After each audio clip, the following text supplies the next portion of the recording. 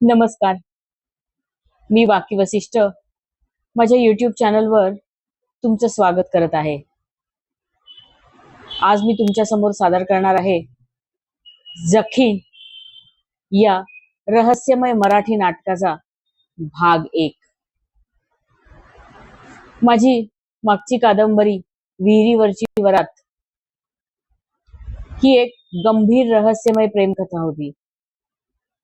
जखीन ही सुद्धा एक रहस्यमय प्रेमकथाच आहे, पण याची मांडणी विनोदी आहे. रहस्याबरोबरच तुम्हाला वेळोवेळी हसूही येईल याची मला खात्री आहे. ऐका तर मग जखीन. पात्र परिचय. श्रीकांत काळे, वय 58. राखी काळे, वय 38. श्रीकांत काळे यांच्या द्वितीय पत्नी. अजित काळे, वय 32. श्रीकांत काळे यांच्या प्रथम पत्नीपासूनचा सुपुत्र. माही काळे, वय 20. अजित काळे याची पत्नी म्हणजे श्रीकांत काळे यांची सून. देवदत्त पाटील, वय 42. Police inspector. राघव पाटील, वय 40. पोलीस कॉन्स्टेबल म्हणजेच इन्स्पेक्टर देवदत्तचा सख्खा लहान भाऊ. भागाबाई, वय 60. श्रीकांत काळे यांच्या घरातली कामवाली बाई. महेश बोळस, वय 27. माहीचा मित्र, प्रियकर आणि साहेब. चारुलता दातार, वय 30. घराची मूळ मालकीण. ही कथा आहे गोल्डन व्हिला या घरातली. गोल्डन व्हिला हा खूप प्रसिद्ध होता, कारण तिथे जे कोणी राहायला यायचे त्या घरमालकाचा काही दिवसातच हा व्हिला बळी घेतो अशी एक वदंता होती. या घराला एक शाप होता, ज्याच्यामुळे तिथे प्रत्येक जण मृत्युमुखी पडत होता. घरमालकाला त्याच्या आयुष्यातलं असं काही रहस्य या घरात आल्यावर उलगडायचं की ज्यामुळे त्याच्या पुढे आत्महत्येचा पर्यायच राहायचा नाही.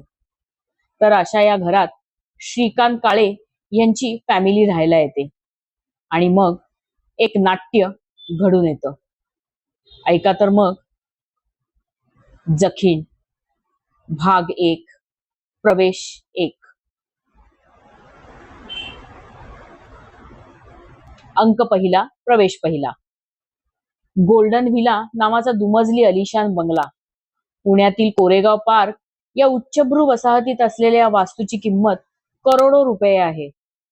पडदा उघडतो तेव्हा प्रेक्षक स्टेजवर हॉल बघू शकतात.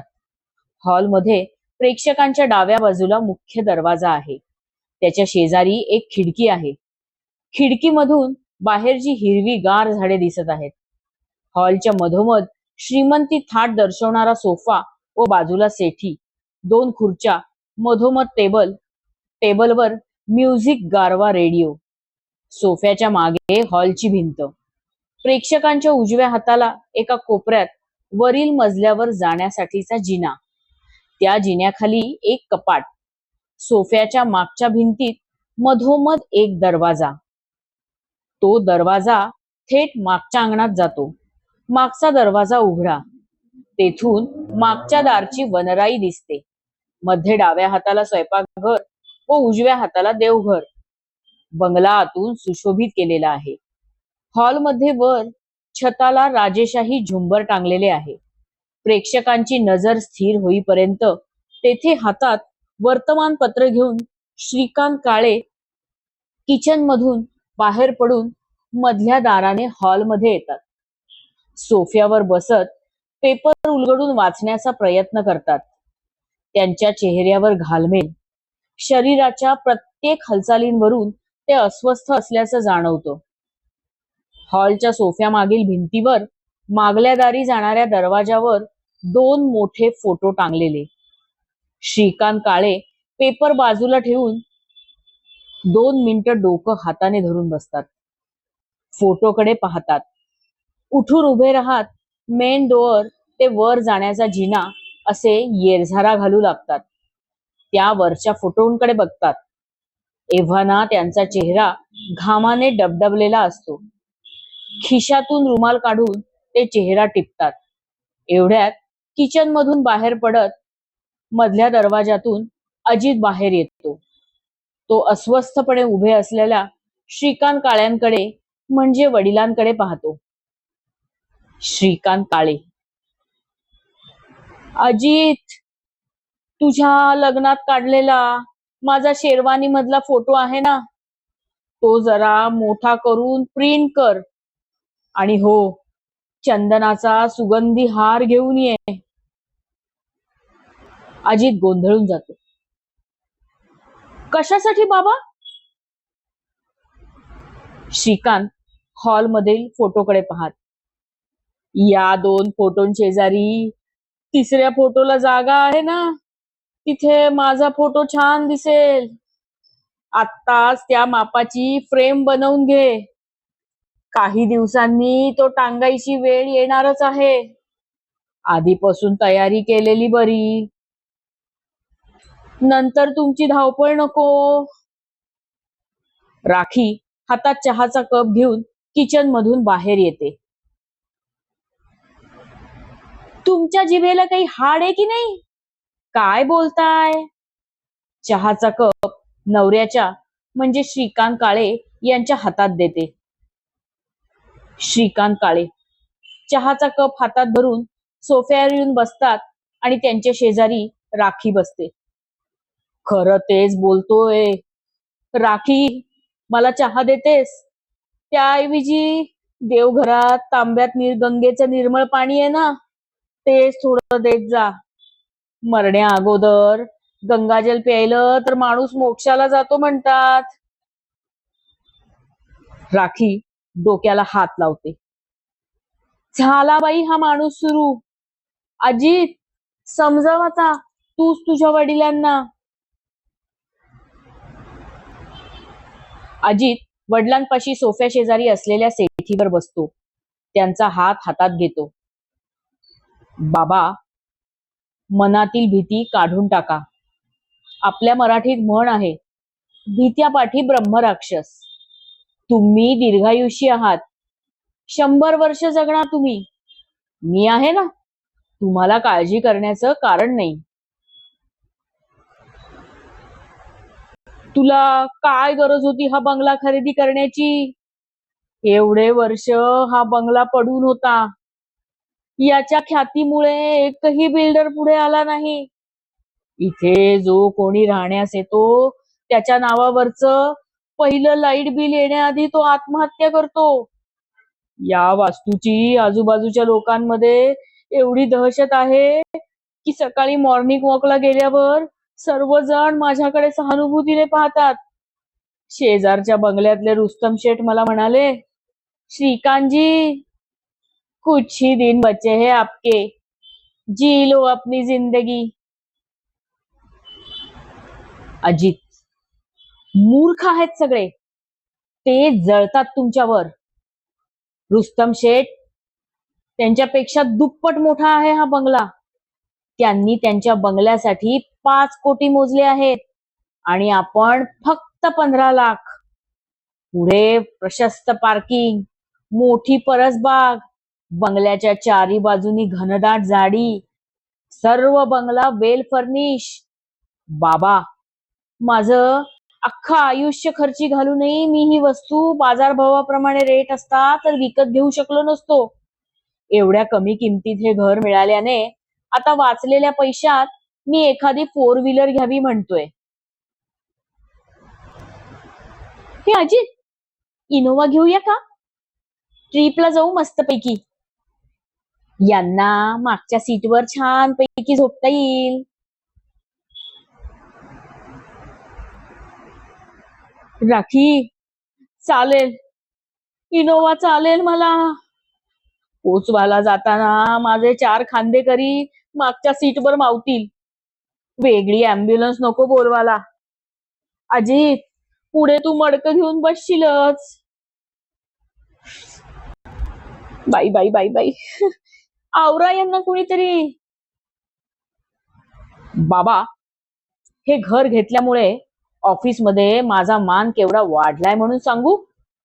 तो माझा बॉस माल्कम डिमेलो, त्याला कुत्रही विचारत नाही आता. कोट्यावधी रुपयांचं कर्ज काढून आपल्याच एरियात एक टीसभर 2 BHK फ्लॅट घेतला. काय रुबाब करत होता. आणि मी डोक्यावर 1 रुपयाचं कर्ज न घेता या 10,000 स्क्वेअर फूट टोलेजंग बंगल्याचा मालक झालो, तेही त्याच्याच एरियात. कोरेगाव पार्क मध्ये बंगला म्हटल्यावर लोक माझ्याकडे वेगळ्याच नजरेने पाहतात. त्यात इनोवा दाराशी आली की बघायलाच नको. थँक्स बाबा, तुमचे रिटायरमेंटचे पैसे तुम्ही मला दिलेत म्हणून तर हा व्यवहार मी करू शकलो. मी तुला पैसे दिले ते घर घेण्यासाठी, हा भूत बंगला घेण्यासाठी नाही. त्याऐवजी अजित, पुण्याबाहेर एखादा छोटासा फ्लॅट घेतला असतास तर इनोवा ऐवजी नॅनो किंवा 800 चालली असती. माझ्या आयुष्याच्या बदल्यात तू हा बंगला घेतलास. अजित आता पुरता वैतागलेला उठून उभा राहतो. बाबा, हा विषय कायमचा संपवून टाकू. चालत भिंतीवर टांगलेल्या फोटोंखाली येऊन उभा राहतो. फोटोंकडे बघू लागतो. पहिल्या फोटोकडे हात दाखतो. हे श्री रावसाहेब देशमुख, या बंगल्याचे पहिले मालक. त्यांनी आत्महत्या केली कारण त्यांना त्यांच्या रखेलीने फसवलं. जिच्यावर जीवापाड प्रेम केलं तिने त्यांचा विश्वासघात केला. दुसऱ्या याराबरोबर तिला रंगेहात पकडलं. वैफल्यावस्थेत गच्चीवरून उडी मारली आणि स्वतःच जीवन संपवलं. दुसऱ्या फोटोकडे बोट दाखवतो. हा दुसरा फोटो चानमल शेठ यांचा. रावसाहेबांच्या मृत्यूनंतर त्यांनी हा बंगला विकत घेतला. हिरे व्यापारी असलेले श्री चानमल शेठ यांनी काही दिवसातच सोन्याच्या अंगठीतला हिरा काढून गिळला आणि प्राणत्याग केला. कारण त्यांच्या एकुलत्या एक मुलाची बायको म्हणजे त्यांची सून लग्नात तिला घातलेली हिऱ्याची महागडी अंगठी आणि चिठ्ठी सोडून पळून गेली. तिचा नवरा म्हणजे चानमल शेठचा मुलगा नपुंसक होता. लग्नाच्या पहिल्या रात्रीच ती निघून गेल्यामुळे त्यांचा मुलगा भ्रमिष्ठाप्रमाणे वागू लागला. एवढ्या मोठ्या संपत्तीला पुढे कोणी वारस नाही या कल्पनेने त्यांना असह्य झालं.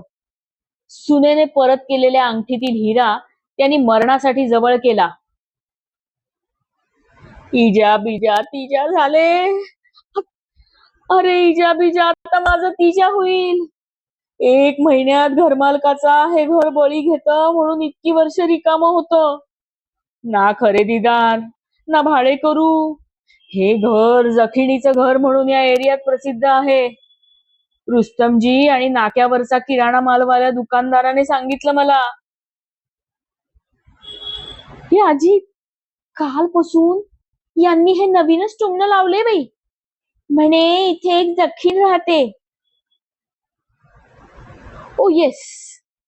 आई, बाबा, इस्टेट एजंट मिसेस पाटील आणि या घरच्या मालकीणबाई कोकिळाबेन म्हणजे चानमल शेठ यांच्या पत्नी, या दोघींनी मला हे सांगितलं होतं की मरणापूर्वी दोघांनाही एक जखीण दिसली होती म्हणे. श्रीकांतजी तोंडावर हात मारत घाबरून उभे राहतात. जखीण म्हणजे रुस्तम शेठ आणि दुकानदार खरं बोलत होते तर. आजी, तू मला फसवलंस. राम राम राम राम राम. मला फक्त सांगितलंस की इथे 2 घरमालकांनी आत्महत्या केली आहे.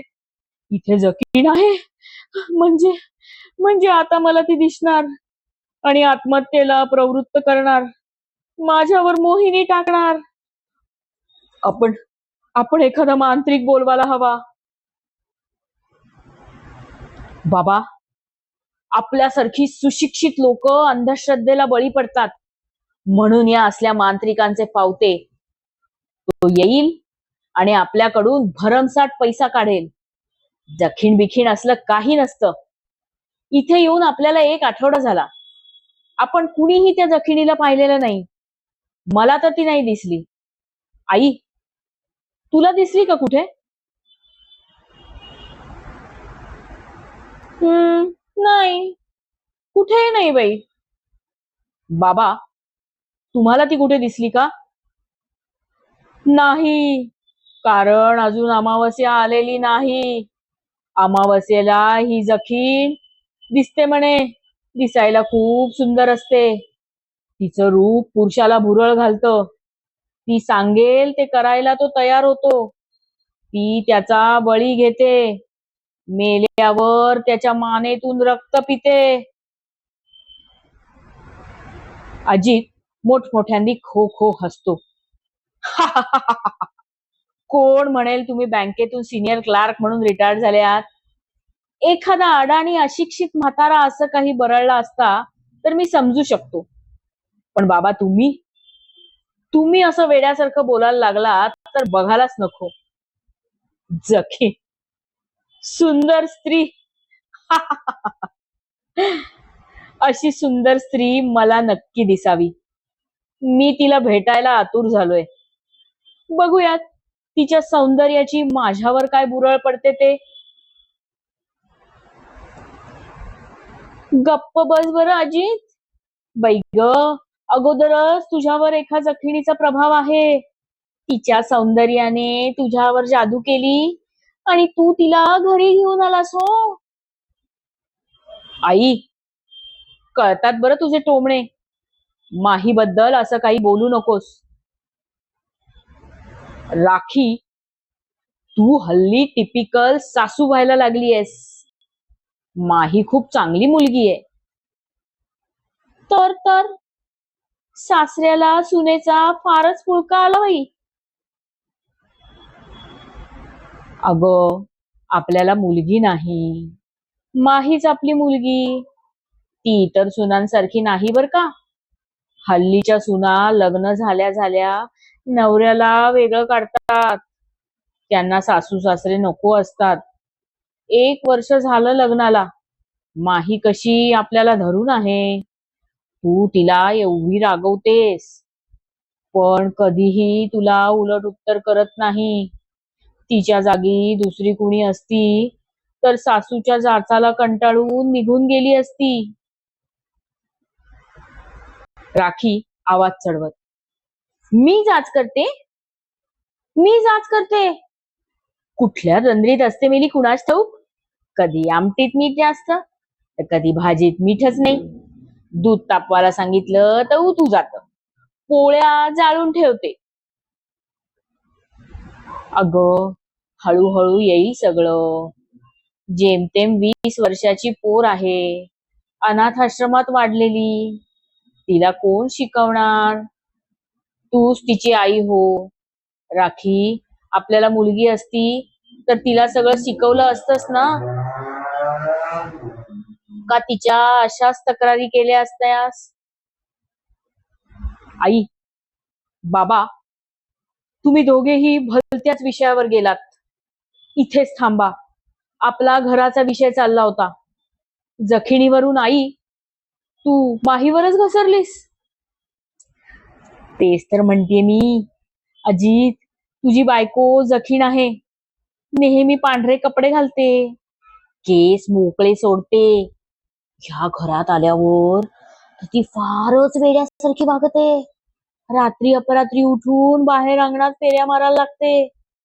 लग्न झाल्यावर मी तिला सांगितलं होतं की पांढरे कपडे नको घालूस. तू आता सवाष्ण आहेस. असे लांब सडक केस मोकळे सोडून फिरू नये. केस बांध किंवा वेणी घाल. पण माझं ऐकेल तर शपथ. ही सगळी जखीण असण्याची लक्षणं आहेत. आई, बस कर आता. Coming to the point. जखीण बिखीण सब झूठ. आणि बाबा, तुम्ही आत्महत्या करणं शक्य नाही. तुम्ही रावसाहेब देशमुखांप्रमाणे कुणीही रखेल ठेवलेली नाही. चांदमल शेठच्या मुलाप्रमाणे मी नपुंसक नाही. मी तुम्हाला आश्वासन देतो की पुढच्या वर्षी एव्हा ना तुम्ही आजोबा झालेले असाल. काय सांगतोस अजी? माहीला दिवस गेले? राखी किंचाळून. काय? ती जखीन प्रेग्नंट आहे? नाही आई, तुला माहित आहे तिचं हे शेवटचं वर्ष आहे. काही दिवसात रिझल्ट लागून ती ग्रॅज्युएट होईल. तिची नोकरी तर चालूच आहे. मग पुढचं प्लॅनिंग करू.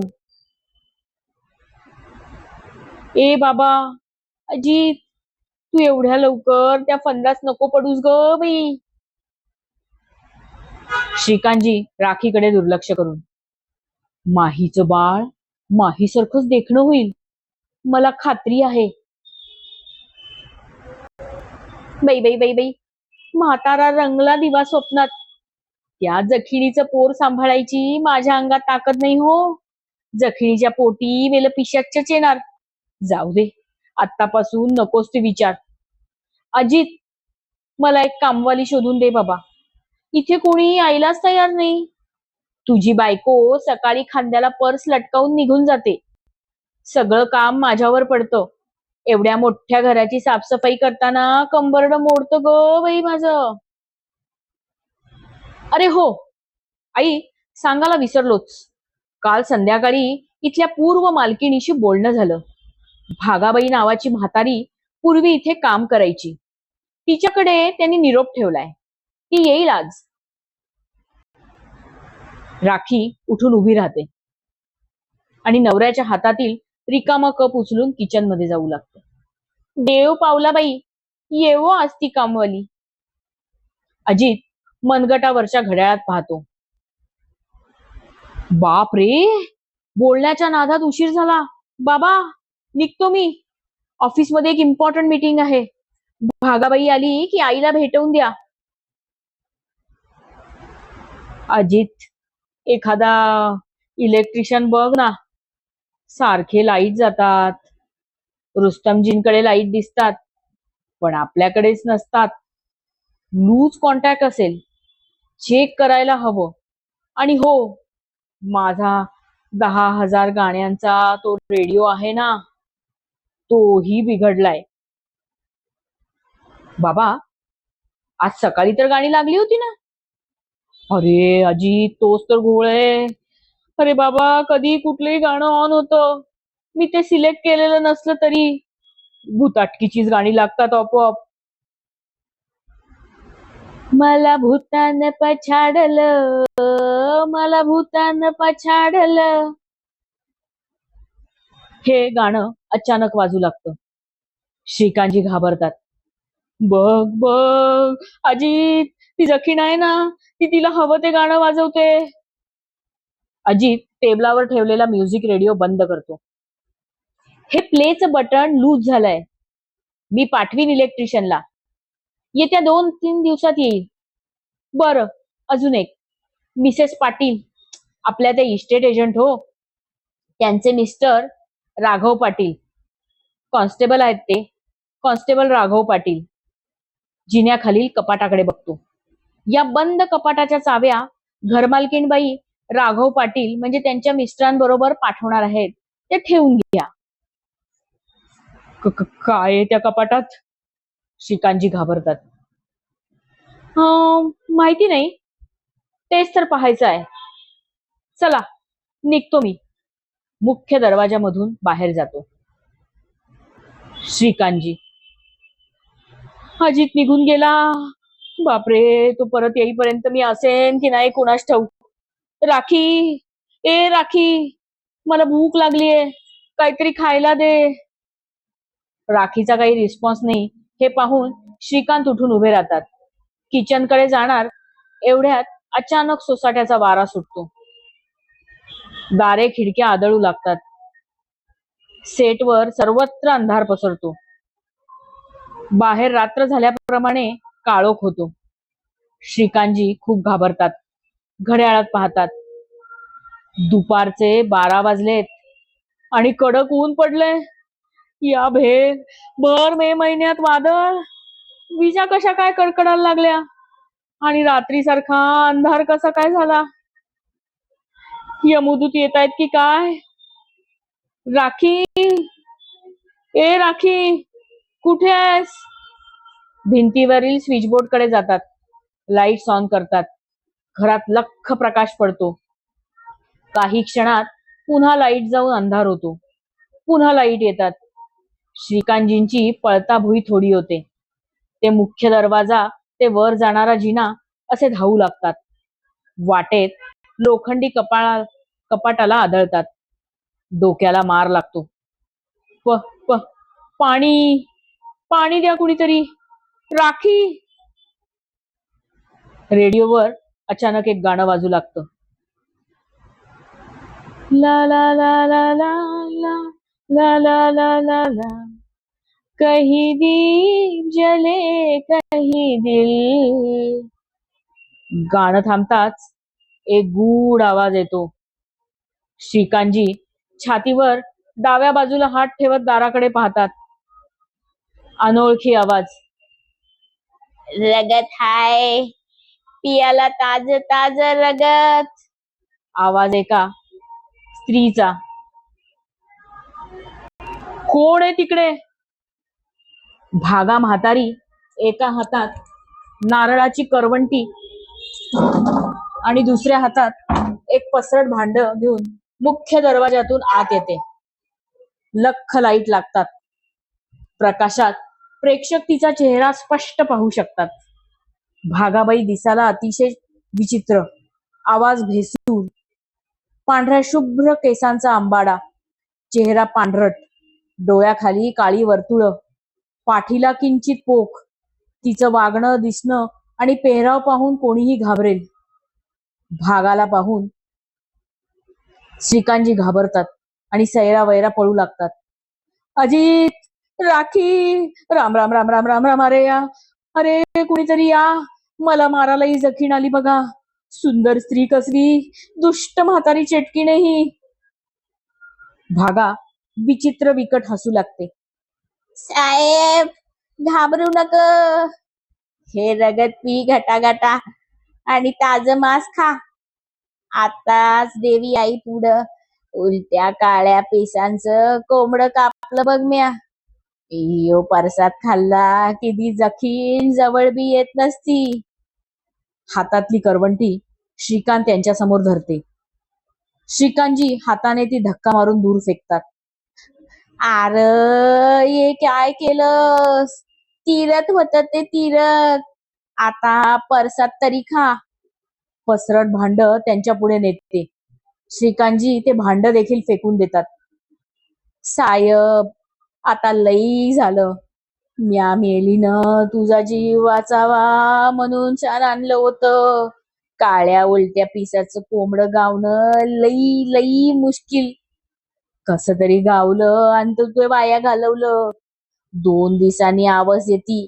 आता तू नाही राहणार. ती जखीन तुला येऊन घेऊन जाणार. भेसूर विचित्र हावभाव करून हसू लागते.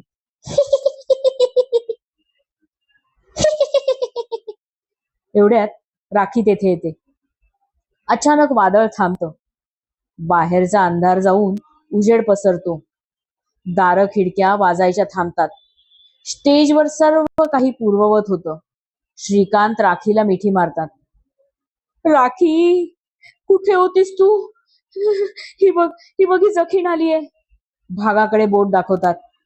राखी रागाने नवऱ्याला दूर लोटते. अहो, भागाबाई आहेत त्या. बरं झालं त्या आल्या आहे. आणि एवढं घाबरायला काय झालं हो तुम्हाला?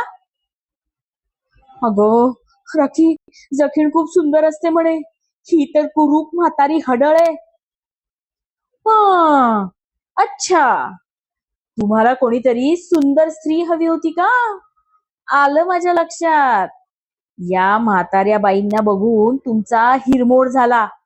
सगळे पुरुष मेले इथून तिथून सारखेच.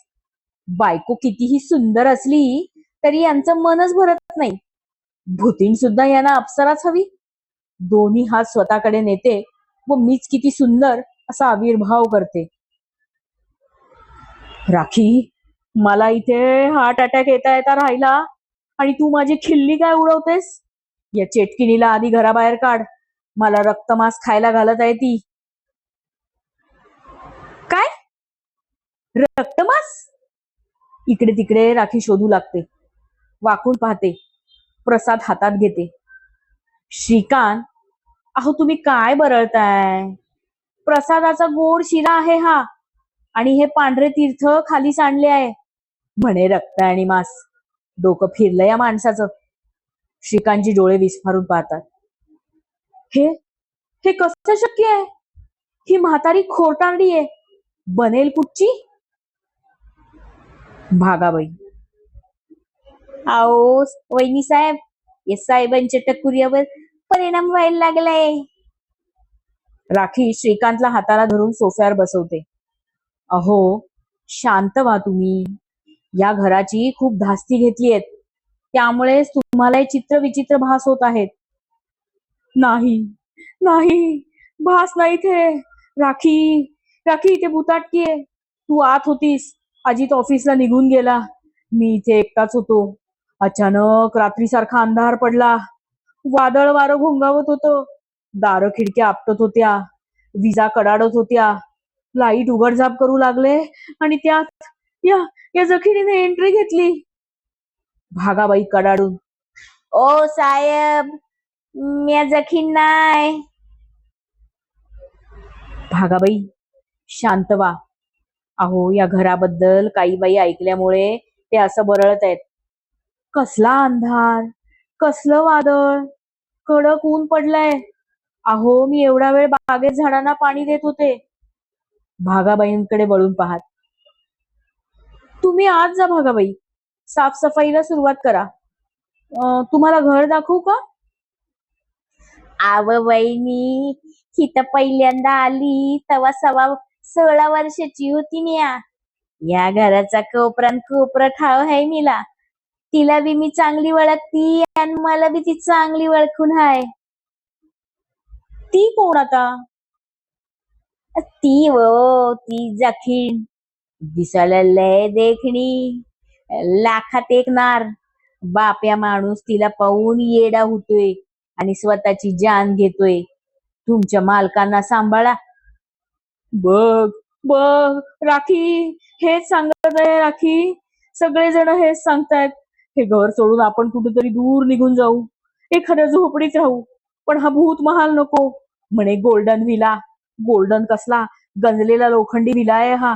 भंगारात पण कुणी घेणार नाही. राखी श्रीकांतला थोपटते. शांत व्हा. भागाबाई आत निघून जातात. अहो ही भागाबाई वेडसर आहे. अकाली नवरा गेल्यामुळे तिला धक्का बसला. ती अशी काहीही बरळत राहते. आपल्या इस्टेट एजंट पाटीलबाईंनी सांगितलं मला तिच्याबद्दल. नको ठेवू राखी तिला, काढून टाक मग. अहो 8-10 बायकांशी बोलले, कुणीही आपल्याकडे काम करायला तयार नाही. ही भागाबाई तयार आहे. हिला मी नाही गमावू शकत. तुम्ही तिच्याकडे बघू नका. 1 तासात काम उरकून ती जाईल सुद्धा. श्रीकांतजी सोफ्यावर आडवे होतात व झोपतात. राखी त्यांच्या डोक्यावर थोपटत बाजूला बसते. प्रवेश पहिला समाप्त. धन्यवाद. ऐकत रहा जखीन.